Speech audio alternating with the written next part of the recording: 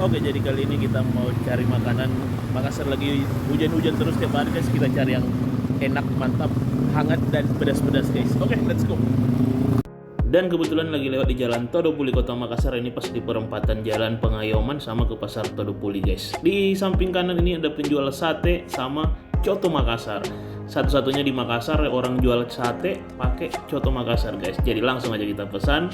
Ini dia sate ayamnya sama kuah cotonya guys. Karena daging cotonya katanya sudah habis, jadi tinggal kuahnya aja dikasih guys. Jadi langsung aja kita makan, kita racik-racik dulu.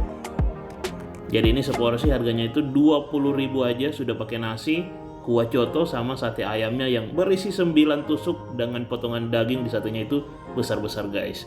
Jadi ini rekomendasi banget buat kalian orang Makassar yang mau nyari makanan yang enak dan mantap guys.